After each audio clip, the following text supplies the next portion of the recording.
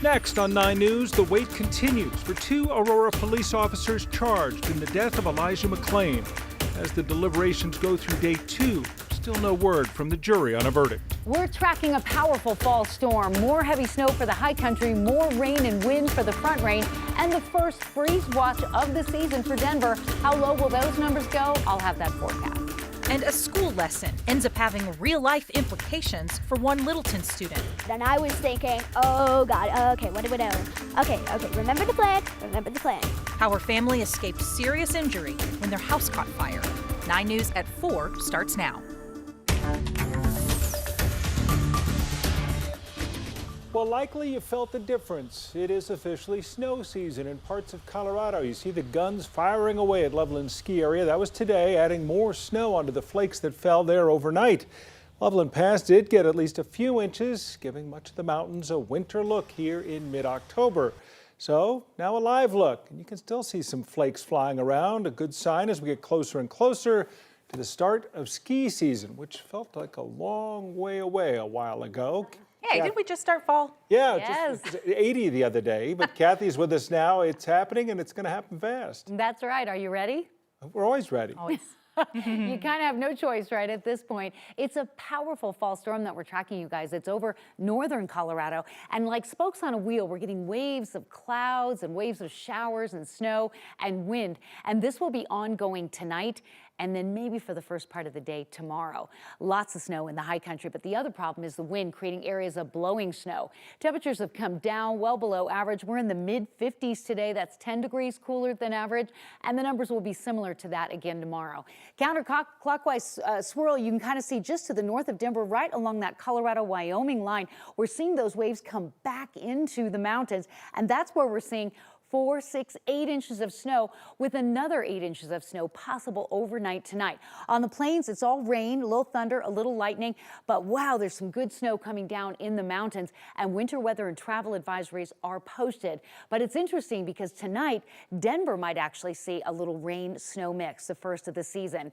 Really, the big story is in the high country, though. Northern and central mountains under that advisory for another 4 to 8 inches of snow. And then Denver goes under a freeze watch tomorrow night. So the growing season is coming to an end.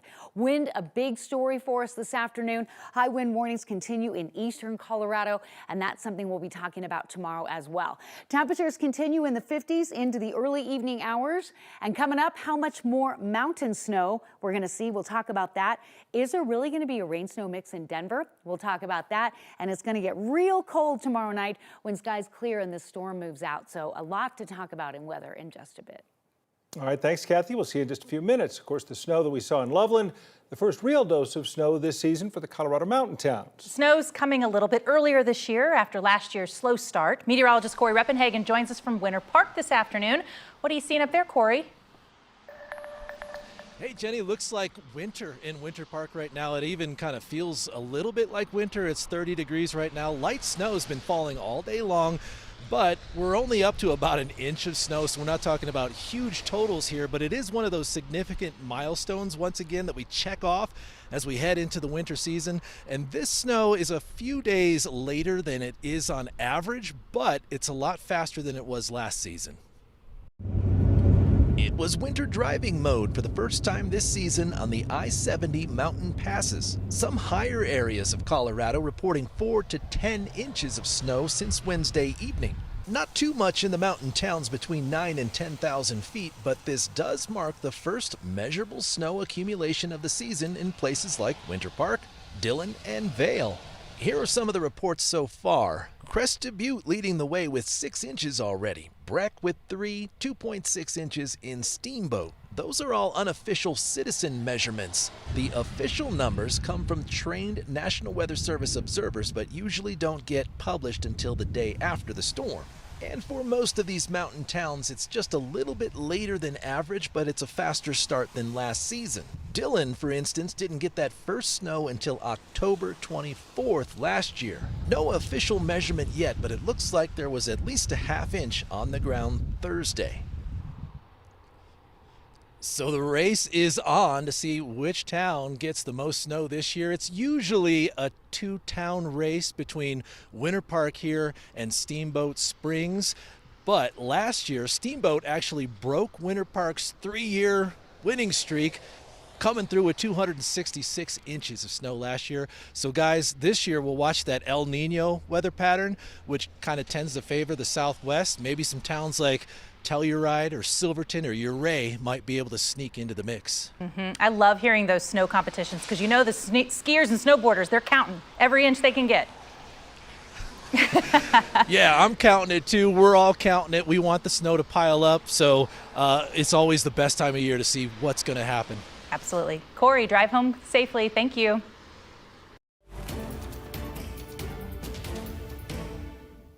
Family and friends have been waiting 4 years to see if the paramedics and police officers charged in the death of Elijah McClain would be convicted. That wait continues to see what will happen for 2 of the officers. The jury has had the case against Randy Rodema and Jason Rosenblatt since Tuesday afternoon. Now, as we close in on 2 full days of deliberation, there still is no decision yet from the jurors. Rodema and Rosenblatt are 2 of the 3 officers who stopped McClain as he was heading home. He had done nothing wrong, yet they threw him to the ground and ended up putting him in a carotid hold. Then paramedics injected him with ketamine. We talked with our legal analyst Scott Robinson about the deliberations, and he says a lengthy debate is not an indication of a jury leaning one way or another. Acquittals or guilty verdicts can sometimes take days. He says that lengthy debate might only show that the jury is treating this as a difficult and important case. A student has now been charged with attempted murder and other charges related to a stabbing at a Denver school last week. This happened around 2 o'clock in the afternoon last Thursday at Marie L. Greenwood Early 8. That is in the Montbello neighborhood of Denver. Police say the victim, also a student, was stabbed inside that school. The student went to the hospital and police arrested the suspect on site. That suspect now faces several charges, including attempted murder, assault, and bias-motivated crime. Today marks 25 years now since the death of Matthew Shepard in Wyoming. Shepard left tied to a fence, severely beaten, left for dead by 2 men just because he was gay. He died 6 days later at a hospital in Colorado, just 21 years old. Today, President Biden acknowledged Shepard's death, saying in a statement that he was viciously attacked and left to die, quote, simply for being himself. Biden also praised Shepard's parents' work for turning their late son's memory into a movement, but added that the country's work is far from over, urging Congress to pass the Equality Act. Next time you head to Garden of the Gods, you may have some extra eyeballs on you. The park has installed more surveillance cameras in parts of the park, hoping that will cut down on crime. Park leaders say they have seen more car break-ins and vandalism. Back in April, somebody chiseled away the S in Gods on the park sign. There was also vandalism at the park entrance and the visitor center. So they hope this extra security will be a deterrent, but some visitors are now worried those extra cameras will take away from the experience. You know, it's just not needed, not necessary, you know, it's just like spying on people. Maybe just seeing where like people go in case of like an emergency, but I just don't really think it's worth it. These cameras are temporary. The park wants to see if they end up helpful catching vandals and thieves quicker. Park leaders have not said when they will decide to make them permanent. Denver's new mayor and former city leaders, as well as a group focused on education, want to see better results from Denver public schools. This morning, the group Educate Denver outlined new goals to change the direction of the district. Educate Denver, let me be very blunt, is very disappointed with the Denver public school leadership today. We're disappointed because of its lack of focus on students. We're tired of all the debates and personal tirades on the school board, and very rarely do we hear about the students. Former mayors Federico Pena and Wellington Webb joining Mayor Mike Johnston and other leaders in calling out the current board, encouraging everyone to vote in the school board races if they're not happy with the district's performance. Pena went on to say that Educate Denver wants to obtain 90% proficiency for students. The group wants to close the achievement gap as well between students, and they want to eliminate barriers to school choice. The group says they also want to revive the City School Coordinating Committee. Mayor Johnston says that would improve relations between the city and the district and hopefully make schools safer. It's also a sign that Johnston wants the city to be more involved in schools. Previous administrations, like Webb's and Pena's, have used that committee.